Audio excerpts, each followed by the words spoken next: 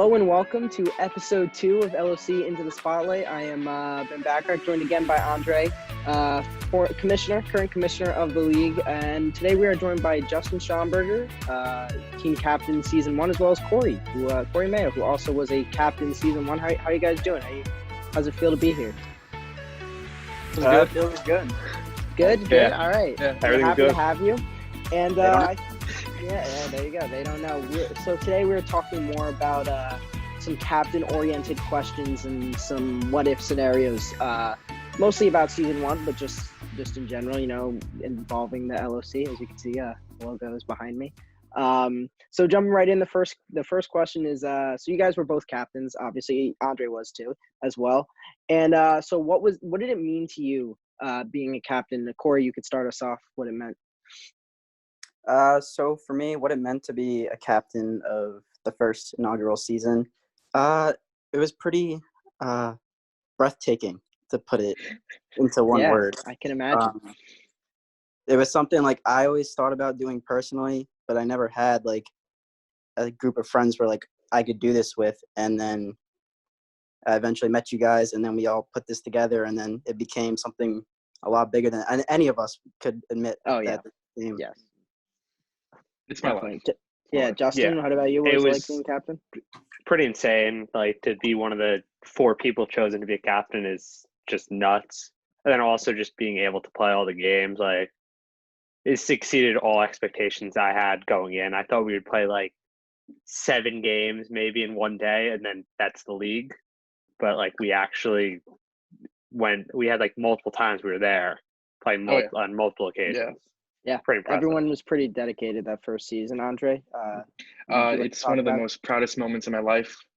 I'm definitely gonna put on my resume. I'm gonna tell my grandkids about it, that I was a season 1. Not your kids, just your grandkids. I'm gonna tell everybody.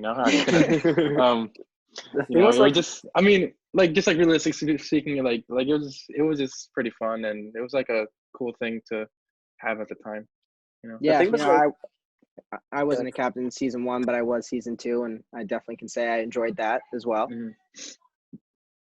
The thing was, like, nobody, we all knew of each other's basketball skills, but some of us more than others had like no idea. So we kind of just consensually chose the 4 best players, essentially, to be the captain. So it was more of like a good like little self-esteem booster that I was one of the 4 chosen. Yeah. Going off of that, you bring up a good point. Another question. So going into the draft, obviously, we had the draft order decided, and we knew who was going to be in the league. But like you said, not everyone had played with each other. So just a question: did you scout the players at all? Did you watch any film? Obviously, Evan made a little breakdown video, or did you just pick randomly, just hoping you got it right? Justin, you can start us off. So I had some idea of the basketball talent going in. Like, I played with Andre for I don't know how many years. Jackson I played occasionally. I played with Ben. Like, but I didn't know people like Cory or really Sean. Or I had my thoughts about Evan, but it was just kind of picking blind and picking what I thought would be important. Like, I just went for basically people who I thought had some idea of what to do, not exactly if they were the best players. And I think that worked out pretty well for my team. Yeah, basketball IQ, that's definitely a good place to start. Cory? So the thing was, going into it, I was considered more of an outsider. So I had really little knowledge of what anybody was capable of. And I'll go through my picks after, like my thought process. But I mean, I watched Evan's video as closely as I could, but like, obviously, steer me the wrong way. most of what you got was, oh, he's a massive. That's all Evan said. So yeah, all right, interesting. Andre, what about you? I kind of had brief knowledge on like everybody available to be picked from. But I kind of knew who I wanted to pick, and once the draft order was out, I thought I was going to have a different team than what actually happened, if that makes sense. I just thought the 2 players that I would have that I actually picked would have gone before me. So gotcha. I mean, like a little bit of scouting, but it was mostly done spontaneously because I can't predict what Justin or Cory or Cole were going to pick at the time. Right, and Cory, you said you were going to talk about your reasoning behind your draft. Obviously, you had one of the more controversial draft days, I'd say. Very explain infamous draft. Yeah, explain it to us. All right. So going into it, we all knew that Dan was going to be the number one pick because Cole kind of spoke into existence from the start. Mhm. So I took it as, all right, I get the number one pick from everybody else. But the problem was I didn't really know the rest of the team, to be honest with you. The only people I was familiar with was Tyler, Sean, and Jake. But Jake was just because we played knockout in middle school. I've never seen him play an actual game. Fair enough. For the second overall pick, it came between Sean and Tyler because my mindset was that I didn't want anybody who had the same physical frame as me. So I didn't know anything about Ben, so I didn't include you in my pick process. Dan, I wasn't going to take him even if he was available. I said during the season 1 draft I didn't want to take Sean because we did too much of the same thing. So it came down to Tyler and Sean because I felt like I could work good with both of them. But ultimately I went with Tyler because I wanted to get the ball a little bit. Right. I mean, Andre, you could attest to this. Like, he did not pass the ball. Yeah, I was like watching the videos back now. Like, I got really mad. Like I don't show it, but like in my head, I'm like, oh my god, I got really mad. Like that, like this kid would just not move the ball, and I'm not one to hog the ball. Like I'm gonna try and get my teammates involved, but like there's times where this kid just needed to get like me or the ball, just slow down the offense or whatever, just I don't know, but yeah. Anyway, you were saying. So then my second pick, it came down to Evan, Jackson, and Sean. And I explained why I didn't want to take Sean. So it was Evan or Jackson. I didn't want to take Jackson because I didn't know anything about him either. And everyone was saying Jackson's going to be the last pick. But I thought you guys were saying it as in, like, he actually, like, should be the last pick. Not like this is not like as a meme. So I took it, like, literally too serious. And I was like, I don't know if Evan's ever played basketball, which I was right. But before that, sure. he played like 1 or 2 pickup games with us for the first time. That's all we ever saw. Very good. Any of us saw from him. Yeah. Yikes. I saw his defensive capabilities from the start, and I was like, you know what? I'm gonna take a chance on it. It was a very low reward, high risk move, and it was a very big risk. But it was all right, it's one of the worst teams of all time, but it was probably one of the funnest teams I've ever. The thing, obviously, did you win a game?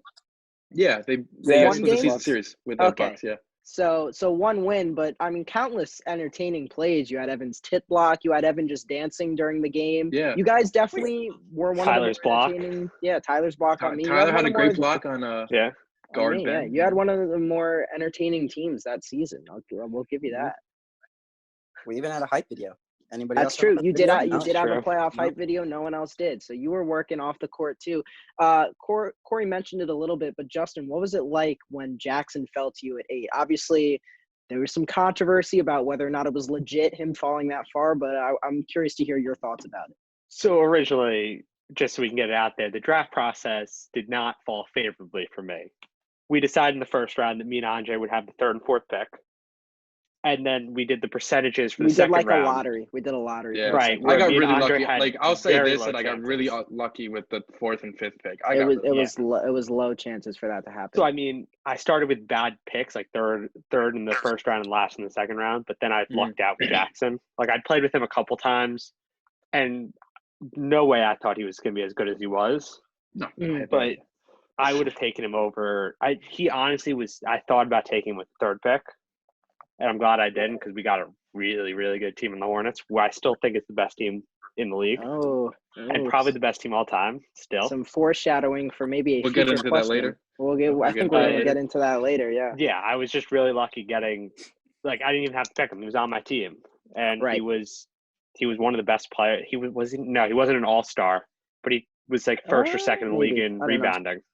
Yeah. So, yeah. He definitely showed a lot of stuff that none of us expected from him. One of the more surprising players.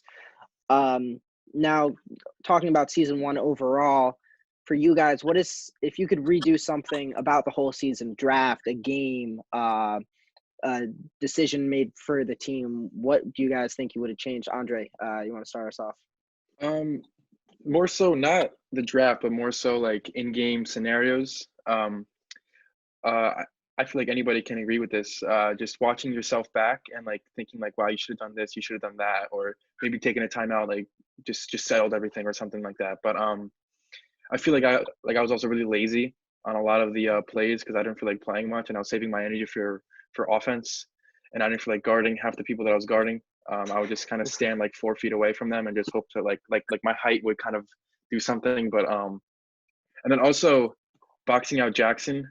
I didn't know he had that Marcus Smart, Patrick Beverley mind that he would go after literally everything. Mhm. So he would get every rebound, and that was kind of a big reason why he was so valuable in the league. But I mean, like just like myself and like just playing better, honestly, I guess. All right, Cory, anything you'd change or? So from a personal standpoint, and first of all, I just want to say we've all have come such a far way basketball. That's very true.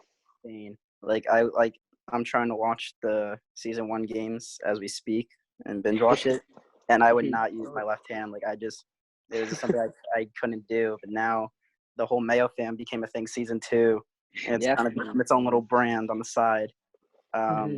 So from a personal point, team wise, I definitely wish I probably shouldn't have been captain. Just because I didn't know anybody, and it probably would have been more equally balanced if I wasn't drafting. But Fair. Besides that, I mean, it was a great start to something great. Yeah. And Justin, something you'd redo? Yeah, for me, I think I nailed it. I think the draft was great. I think I got a really good team. And for me personally, like Andre said, like I got lazy at times. There's one clip where I'm guarding Sean and I'm staying like 4 feet away from him on my consecutive plays, and he just hits 2 jumpers in my face. Yeah. But I think I think the Hornets, if I remember, were undefeated up until I got hurt. I think we played the Celtics one time and won 11-10, which was the game of the season still. That was the best game ever. So, I mean, there wasn't really much room for any improvement as a team up to that point. So, I mean, I still feel like, I know you talked about in the previous episode, I stay healthy and season shapes out. I think it's still Celtics Hornets finals and goes to 3 100%. games, but I think it's a different series in a different league. Yeah, I can agree with that. All right, well, some good start to the episode. We're gonna take a quick commercial break. A thank you to our sponsor, Balls Life. Been there from the start, seen our growth, our rise through the ranks. So thank you to them, and we'll be right back.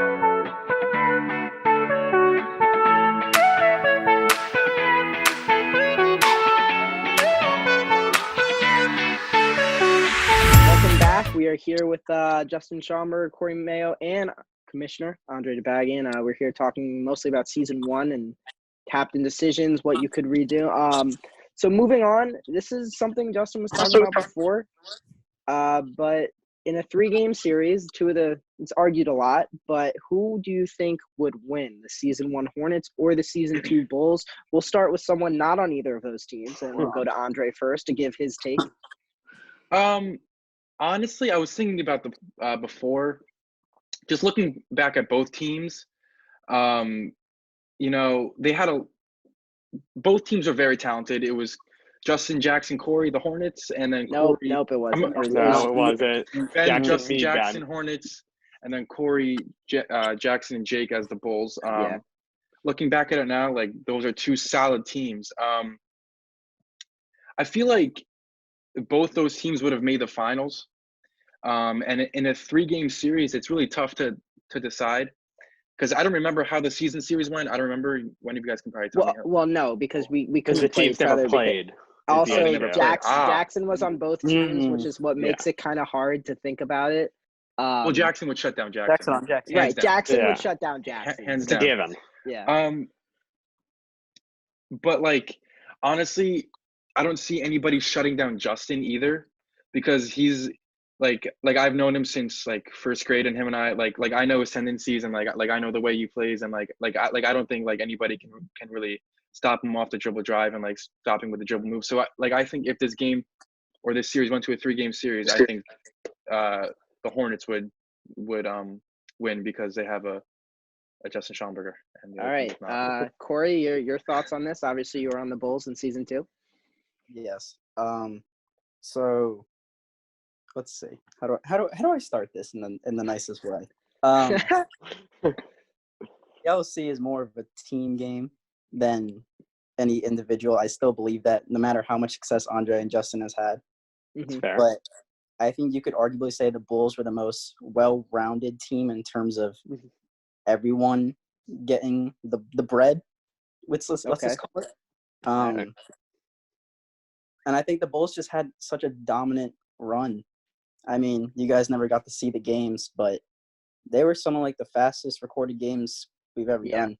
That's true. That is true. I just think when you look at it, I think Jake could stand his own against Justin, especially season 2 defensively.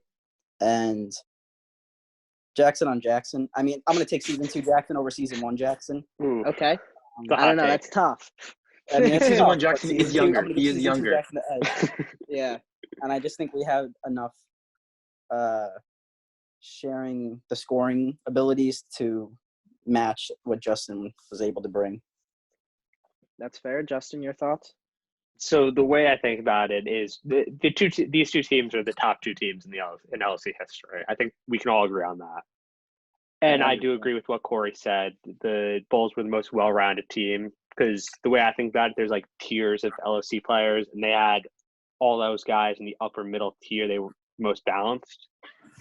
But I still think I'd give the Hornets the edge, not only because like the Hornets season 1 were dominant, but then also if you look at it, the Hornets season 2, which were a noticeably weaker team, while they did lose 2 games to the Bulls, I think the scores were like 11-10 and then 11-9 or 8.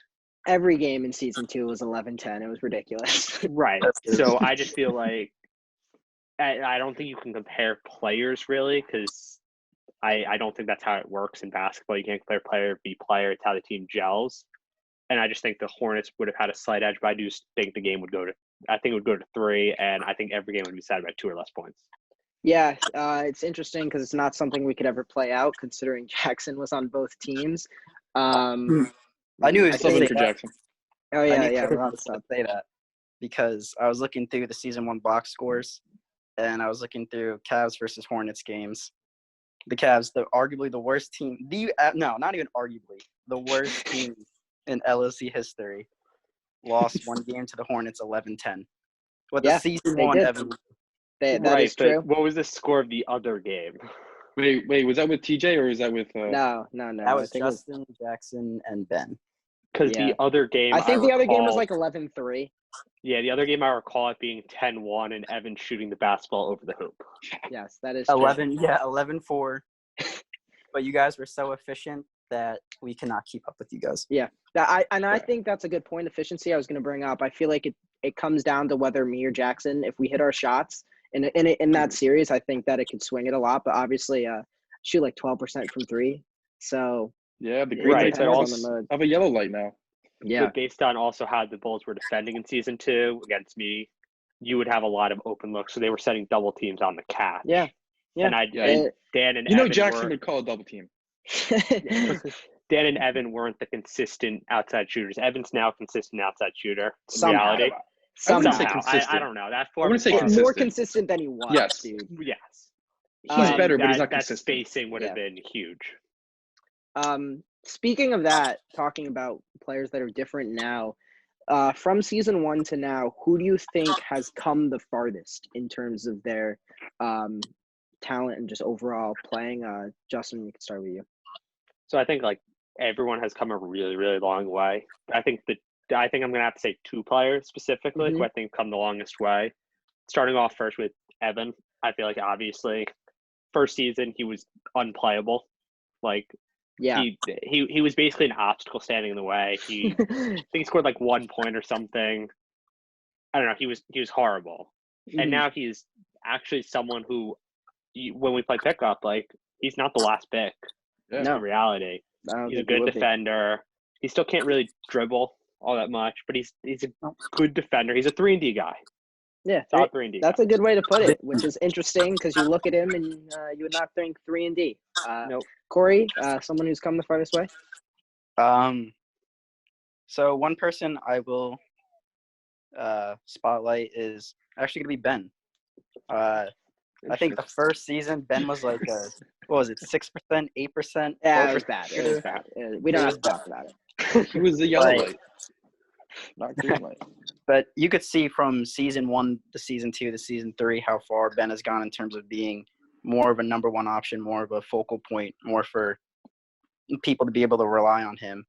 And as you guys will see when more season 3 videos come out, you see that Ben does take a good lead of the Rockets, more than Jackson, I would say. And it was a good tutelage for Ben to start under Justin because the season 2 Cavs were also not much better than the season 1 Cavs. But Nope. Ben did better with them than I could have done. So I give props to Ben. All right. Well, I did not expect that. Thank you, Andre. I might honestly go with Jake. I feel like season 1, he took a lot of 3-pointers, and I feel like he knew he's not a 3-point shooter. And I feel like season 2 and 3, we're actually more so season 3, like watching it back now. Like I feel like he knows his role better. He's a dominant big down low. He can grab rebounds, defend the paint, defend outside, use his lankiness, grab rebounds, and then just set screens and roll, and then make easy layups. So I think Jake in that sense of basketball has developed. Besides, like, yes, I do think Evan has come the farthest way. Yeah. In all aspects of the game. I'd have to agree with that too. Jake definitely has come a long way. He not only the rebounding and he plays tough defense, but those crazy shots that he somehow hits. Yeah, he hits them. So you can't, 360 really passes. I don't know where those come from. 360 over the head, one-handed, somehow go in. So you got to give him some credit for that. But he does have room left to work on with his left hand. I feel like he does not use his left hand. I feel like everyone in the league, 90% of the people in the league could learn how to use their left. I think that's a fair assessment. Every team he's been on has been like first. Yeah, no, he's been on good teams every season. It's because he's the first to the Andre, as second is to Justin. Right. Yes. Very true. Before we get to our last question, we are going to do a little blast from the past, an iconic block. Tyler and the Cavs again. Tyler's block on me and the Hornets. It's pretty iconic. So enjoy that little clip.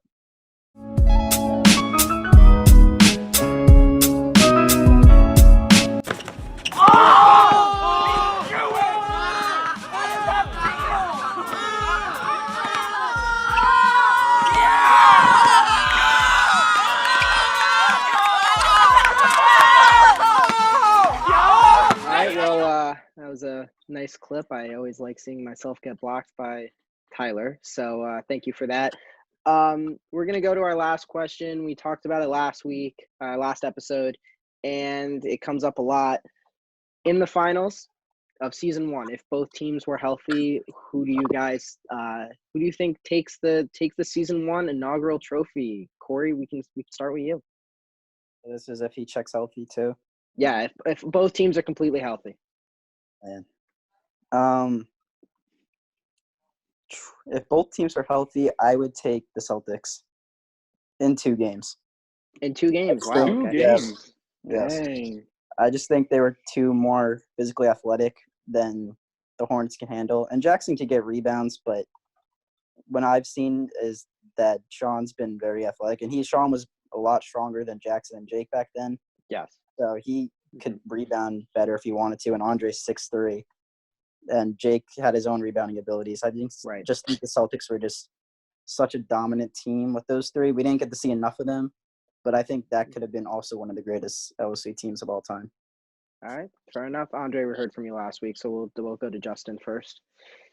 So yeah, I think Corey's definitely right. The season 1 Celtics were probably the most physically dominant team in season 1, and also probably we had the 3 tallest players in the LOC, I think. Yeah, but also 3 tall players who actually like rebounded, went inside. Yeah, I think it's tough because looking back now, thinking about the players now, I think Jake and Heat Check have come a really long. Like Jake is so much better of a player now, and I'm trying to imagine him back when he was season 1 Jake. Mm-hmm. I feel like no matter what, I feel like it would have gotten to 3 games. Yeah. Because, I mean, the first game was 11-10, and it was such a close game. Like, anyone could have won that game at any time. I think they had a couple shots that rimmed out that probably should have went in. I feel like I would probably give the edge to the Hornets just based on winning the one game during the regular season, because that's really the only competition that there was to base it on. But I do think it would be a really, really close series, and it's a matchup problem for the Hornets. In all honesty, I mean, basically, if Sean wants to pass the ball. Yeah, that's that a is good a big point. part of it.